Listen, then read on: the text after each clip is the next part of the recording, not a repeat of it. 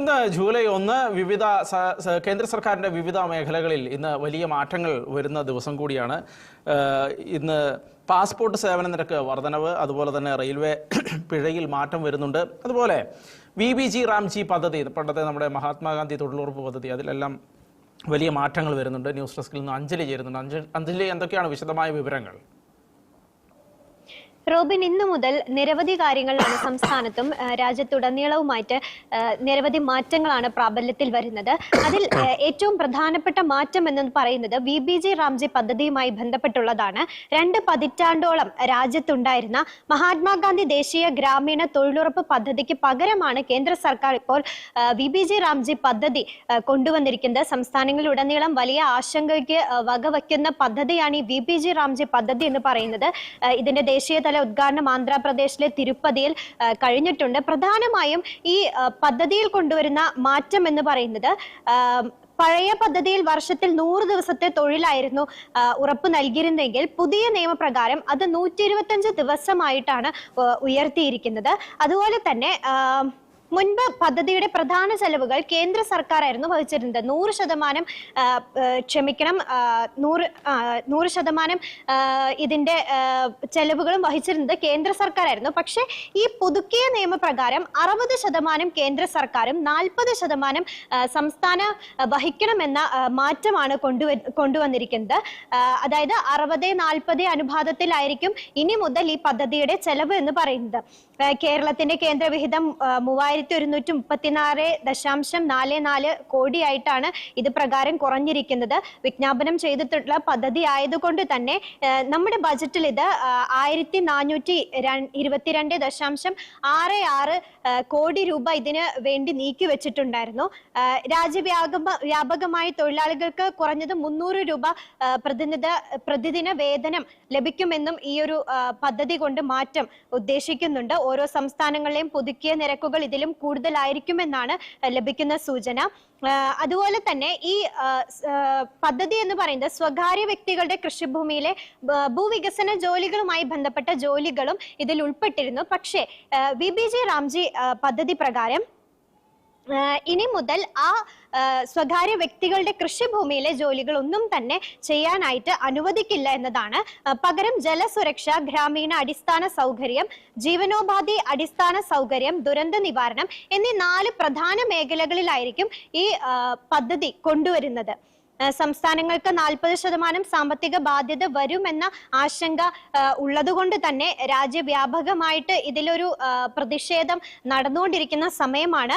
ഗ്രാമീണ തൊഴിലുറപ്പ് പദ്ധതിയെ, അതായത് മഹാത്മാഗാന്ധി ഗ്രാമീണ തൊഴിലുറപ്പ് പദ്ധതിയായിരുന്നു മുൻപുണ്ടായിരുന്നത്. ഈ പദ്ധതിയെ അട്ടിമറിച്ചുകൊണ്ടാണ് കേന്ദ്ര സർക്കാർ ഇപ്പോൾ ഈ പദ്ധതി ആവിഷ്കരിച്ചിരിക്കുന്നത് എന്നാണ് ഉയരുന്ന വാദം. അതുകൊണ്ട് തന്നെ അഖിലേന്ത്യാ കർഷക തൊഴിലാളി യൂണിയനും ഗ്രാമീണ തൊഴിലാളി സംഘടനകളും സംയുക്തമായി ഇന്നൊരു പ്രക്ഷോഭത്തിന്, ഈ VBG റാംജി പദ്ധതിക്കെതിരെ വലിയ പ്രക്ഷോഭത്തിന് ഇറങ്ങിയിരിക്കുകയാണ്. ഇതിൽ പ്രധാനമായും ഉന്നയിക്കുന്നത് 70% ആൾക്കാരും 60 വയസ്സിന് മുകളിലുള്ളവരായതുകൊണ്ട് തന്നെ വലിയ കായിക അഭ്യാസമുള്ള ജോലി ആയിരിക്കും ഇനി ഈ പദ്ധതി പ്രാബല്യത്തിൽ വന്നാൽ ഉണ്ടാകാൻ പോകുന്നത്. അങ്ങനെ വന്നു കഴിഞ്ഞാൽ ഈ പദ്ധതിയിൽ നിന്നും ഒരുപാട് ആളുകൾ കൊഴിഞ്ഞു പോകുന്ന സാഹചര്യം ഉണ്ടായിരിക്കും. അതായത് ഈ പദ്ധതി കൊണ്ടുവന്നത് ജോലി ചെയ്യാൻ എല്ലാവർക്കും സൗകര്യം ഒരുക്കുക എന്ന വീക്ഷണത്തോടെയായിരുന്നു. അതായത് 60 വയസ്സിന് മുകളിലുള്ളവർക്കും ഒരു സ്ഥിര വരുമാനം ഉണ്ടാകണം എന്ന ലക്ഷ്യത്തോടെയാണ് ഈ പദ്ധതി കൊണ്ടുവന്നത്. പക്ഷെ ഇങ്ങനെ കൊണ്ടുവന്നു കഴിഞ്ഞാൽ അതിൽ ഒരുപാട് പേര് കൊഴിഞ്ഞു പോകാനുള്ള സാധ്യത ഏറെയാണെന്ന് ഉള്ളതാണ് ഇതിനെ എതിർക്കാനുള്ള ഒരു വാദം. അതുപോലെ തന്നെ നമുക്കറിയാം, സംസ്ഥാന സർക്കാർ 40% ചെലവ് എടുക്കേണ്ടി വരികയാണെങ്കിൽ അതിൽ നിന്നും ഇവർക്ക് കിട്ടുന്ന വേതനത്തിലുള്ള ആശങ്ക കൂടിയുണ്ട്. നമുക്ക് അറിയാം, കേന്ദ്ര സർക്കാരിൽ നിന്നും പല കാര്യത്തിലും ഈ ഫണ്ട് ലഭിക്കുന്നതിൽ ചില ആശങ്കകൾ നിലനിൽക്കുന്നുണ്ട്. ഈ പദ്ധതി പൂർണ്ണമായും കേന്ദ്ര സർക്കാരിന്റെ കീഴിലേക്ക്, സംസ്ഥാന സർക്കാരിൽ നിന്നും കേന്ദ്ര സർക്കാരിന്റെ കീഴിലേക്ക് വരികയാണെങ്കിൽ വേതനം ലഭിക്കുന്ന കാര്യത്തിൽ ഒരു ആശങ്ക നിലനിൽക്കുന്നുണ്ട്. അതും കൂടെ ഉൾപ്പെടുത്തിക്കൊണ്ടാണ് ഇതിനെ എതിർക്കാനായിട്ട് ഈ സംഘടനകൾ ഒരുങ്ങുന്നത്. ഇതാണ് ഈ VBG റാംജി പദ്ധതിയാണ് ഇന്ന് പ്രാബല്യത്തിൽ വരുന്ന ഏറ്റവും വലിയ മാറ്റം എന്ന് പറയുന്നത്. അതുപോലെ തന്നെ മറ്റൊരു മാറ്റം ധനബിൽ ഇന്ന് നിയമസഭയിൽ ചർച്ച ചെയ്യുകയാണ്. ഇത് നിയമസഭ പാസ്സാക്കുന്നതോടെ UDF സർക്കാരിന്റെ പുതുക്കിയ ബജറ്റിൽ പ്രഖ്യാപിച്ച നികുതി ഇളവുകളും മറ്റും പ്രാബല്യത്തിൽ വരും. ഇന്നു മുതൽ പ്രാബല്യത്തിൽ വരും. അതിൽ ഏറ്റവും പ്രധാനപ്പെട്ടത് സ്വകാര്യ ബസ്സുകൾക്കും ഓൾ ഇന്ത്യ ടൂറിസ്റ്റ് പെർമിറ്റ് ബസ്സുകൾക്കും നികുതി പുതുക്കിയതായും ട്രക്കുകൾക്കുള്ള നികുതി കുറച്ചതുമായിട്ടുള്ള കാര്യങ്ങളെല്ലാം ഇന്ന് പ്രാബല്യത്തിൽ വരും. 10 ലക്ഷം രൂപ വരെയും 15 മുതൽ 20 ലക്ഷം രൂപ വരെയും വിലയുള്ള ഇലക്ട്രിക് വാഹനങ്ങളുടെ നികുതിയായിരിക്കും കുറയുക. അതുപോലെ തന്നെ 10നും 15നും ഇടയിലുള്ള ഇലക്ട്രിക് വാഹനങ്ങളുടെ നികുതിയിൽ മാറ്റം ഉണ്ടായിരിക്കുകയില്ല. 40 ലക്ഷത്തിനു മേൽ വിലയുള്ള ഇലക്ട്രിക് വാഹനങ്ങൾക്ക് നികുതി കൂടുകയും ഭിന്നശേഷിക്കാരുടെ 15 ലക്ഷം രൂപ വരെയുള്ള വാഹനങ്ങൾക്ക് നികുതി കുറയുകയുമായിരിക്കും ഈ ധനബില് പാസ്സാക്കുന്നതോടെ ഇന്നു മുതൽ പ്രാബല്യത്തിൽ വരുന്നത്. മറ്റൊരു മാറ്റം പാസ്പോർട്ട് ഫീസ് വർധനവ് ഇന്നു മുതൽ പ്രാബല്യത്തിൽ വരികയാണ്.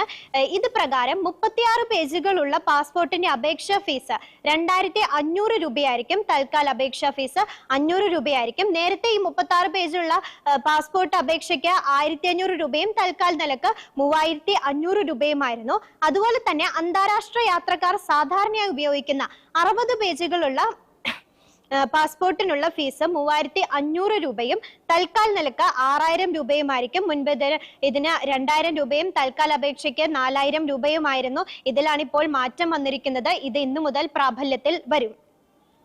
അതുപോലെ തന്നെ മറ്റൊരു പ്രധാനപ്പെട്ട കാര്യം, സംസ്ഥാനത്തിന്റെ പേര് ഔദ്യോഗികമായി ഇനി മുതൽ കേരളം എന്നാക്കാൻ വേണ്ടി പോവുകയാണ്. കേരള എന്ന് മാറ്റിയിട്ടാണ് ഇനി മുതൽ എല്ലായിടത്തും കേരളം എന്നാക്കുന്നത്. രാഷ്ട്രപതിയുടെ റഫറൻസ് നിയമസഭ ഇന്ന് അംഗീകരിക്കും. അത് അംഗീകരിക്കുന്നതോടെ എല്ലാ ഔദ്യോഗിക രേഖകളിലും മറ്റും കേരളം എന്ന പേരാണ് പ്രാബല്യത്തിൽ വരിക. മറ്റൊരു പ്രധാനപ്പെട്ട കാര്യം ലേബർ കോഡുമായി ബന്ധപ്പെട്ടുള്ളതാണ്. ഇന്ത്യയിലെ 29 പ്രധാന തൊഴിൽ നിയമങ്ങളെ ഏകീകരിച്ച് 4 ലേബർ കോഡുകളാക്കി മാറ്റിക്കൊണ്ടുള്ള ഒരു പരിഷ്കരണമാണ് ഇന്നു മുതൽ പ്രാബല്യത്തിൽ വരുന്നത്. 2025 ലേബർ കോഡിന്റെ വിഷയങ്ങളെല്ലാം പറഞ്ഞുകൊണ്ടിരുന്നതാണ്. ഇന്നു മുതൽ അത് പ്രാബല്യത്തിൽ വരികയാണ്. ഇത് പ്രകാരം വേതനം, സാമൂഹ്യ സുരക്ഷ, വ്യവസായ ബന്ധങ്ങൾ, തൊഴിൽ സുരക്ഷ തുടങ്ങിയവയിലാണ് പുതിയ ലേബർ കോഡിന്റെ പ്രധാന ഘടകങ്ങളായിട്ട് പ്രാബല്യത്തിൽ വരുന്നത്. അതുപോലെ തന്നെ ആധാർ ഇമെയിൽ അപ്ഡേറ്റുമായി ബന്ധപ്പെട്ട് പുതിയൊരു നിയമം പ്രാബല്യത്തിൽ വരികയാണ്. പൂർണ്ണമായും സൗജന്യമാക്കിക്കൊണ്ടുള്ള ഒരു അപ്ഡേഷൻ ആണ് ഇപ്പോൾ വന്നിരിക്കുന്നത്. ആധാറുമായി രജിസ്റ്റർ ചെയ്തിരിക്കുന്ന ഇമെയിൽ വിലാസം ആധാർ മൊബൈൽ ആപ്പ് വഴി ഇന്നു മുതൽ അടുത്ത 6 മാസത്തേക്കായിരിക്കും സൗജന്യമായിട്ട് തിരുത്താമെന്ന് അറിയിച്ചിരിക്കുന്നത്. നേരത്തെ ഈ സേവനത്തിന് 75 രൂപയായിരുന്നു വാങ്ങിക്കൊണ്ടിരുന്നത്. മറ്റൊരു പ്രധാനപ്പെട്ട മാറ്റം, റെയിൽവേ നിയമങ്ങൾ ലംഘിച്ചാൽ യാത്രക്കാർ ഇനി കനത്ത പിഴ നൽകേണ്ടി വരുമെന്ന ഒരു കാര്യം കൂടി ഇന്ന് പ്രാബല്യത്തിൽ വരുന്നുണ്ട്. അതായത് അതിപ്രകാരമാണ് ടിക്കറ്റ് ഇല്ലാതെ യാത്ര ചെയ്യുക, മറ്റൊരാളുടെ ടിക്കറ്റിൽ യാത്ര ചെയ്യുക, കച്ചവടം നടക്കുക, പുകവലിക്കുക, അതിക്രമിച്ചു കടക്കുക തുടങ്ങിയ കുറ്റകൃത്യങ്ങൾക്കൊക്കെ ആയിരിക്കും അധികമായിട്ടുള്ള പിഴകൾ ജൽ ബിശ്വാസ് നിയമപ്രകാരം റെയിൽവേ വർദ്ധിപ്പിച്ചിരിക്കുന്നത്. ടിക്കറ്റ് ഇല്ലാതെ യാത്ര ചെയ്താൽ കുറഞ്ഞത് 500 രൂപ പിഴ ഈടാക്കുമെന്നാണ് അറിയിച്ചിരിക്കുന്നത്. നിലവിൽ ഇത് 250 രൂപയാണ്. അതുപോലെ തന്നെ മറ്റൊരാളുടെ ടിക്കറ്റോ പാസോ ഉപയോഗിച്ച് യാത്ര ചെയ്യുകയാണെങ്കിൽ അവർക്കും കുറഞ്ഞത് 500 പിഴ ടിക്കറ്റ് നൽകേണ്ടി വരും എന്നാണ് അറിയിച്ചിരിക്കുന്നത്. അതുപോലെ തന്നെ സ്ത്രീകളുടെ കമ്പാർട്ട്മെന്റുകളിൽ യാത്ര ചെയ്യുന്ന പുരുഷന്മാരും പിഴ ഈടാക്കേണ്ടി വരും. 2500 രൂപയാണ് ഇത് പ്രകാരം പിഴ ചുമത്തേണ്ടി വരിക. ഈ നിയമം ഇന്നു മുതൽ പ്രാബല്യത്തിൽ വരികയാണ്. ഈ പുതുക്കിയ പിഴകൾ സബർബൻ, പാസഞ്ചർ, മെയിൽ എക്സ്പ്രസ് ഉൾപ്പെടെ എല്ലാ ട്രെയിനുകൾക്കും ബാധകമായിരിക്കും. ജൻവിശ്വാസ് ആക്ടിലെ 137, 188 വ്യവസ്ഥകളിലാണ് ഇപ്പോൾ മാറ്റം കൊണ്ടുവന്നിരിക്കുന്നത്. അതുപോലെ തന്നെ രാജ്യത്തെ ജനസംഖ്യാ കണക്കെടുപ്പിന്റെ ആദ്യഘട്ട പ്രവർത്തനങ്ങൾക്കായുള്ള എന്യൂമറേറ്റർമാർ ഇന്നു മുതൽ വീടുകളിൽ എത്തുകയാണ്. ജൂലൈ 30 വരെയായിരിക്കും എന്യൂമറേഷൻ നടക്കുന്നത്. ആദ്യത്തെ 3 ദിവസം വീടുകൾക്ക് നമ്പർ ഇടുക തുടങ്ങിയ പ്രവർത്തനങ്ങളായിരിക്കും നടക്കുക. ഒരു എന്യൂമറേറ്റർക്ക് 800 വരെ ജനസംഖ്യയുള്ള പ്രദേശമാണ് നൽകിയിരിക്കുന്നത്. തദ്ദേശ സ്ഥാപനത്തിലെ ഒരു വാർഡിന്റെ ഭാഗമായിരിക്കും ഇത്. മറ്റൊരു വാർത്ത നമുക്കറിയാം, ആശ്വാസകരമായിട്ടുള്ള ഒരു നിയമമാണ് വന്നിരിക്കുന്നത്. അതായത് നയാര എനർജി ഇന്ധന വില കുറച്ചു എന്ന ഒരു ആശ്വാസകരമായിട്ടുള്ള നിയമം കൂടി വരുന്നുണ്ട്. പെട്രോളിന് 5-ഉം ഡീസലിന് 3-ഉം രൂപയാണ് കുറച്ചത്. നമുക്കറിയാം, പശ്ചിമേഷ്യയിലെ സാഹചര്യങ്ങളിലൊക്കെ കണക്കിലെടുത്ത് കുറച്ച് നാളുകളായിട്ട് ഇന്ധന വിലയിൽ ഒരു കയറ്റം ഉണ്ടായിരുന്നു. അതിലാണ് ഇപ്പോൾ പ്രതിസന്ധി പരിഹരിച്ചുകൊണ്ടിരിക്കുന്ന സാഹചര്യത്തിലാണ് ഇന്ധന വിലയിൽ ഒരു കുറവ് വന്നിരിക്കുന്നത്.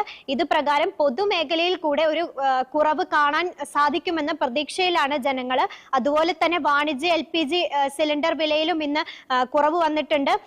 LPG സിലിണ്ടറിന്റെ വില 183.50 രൂപയാണ് കുറച്ചത്.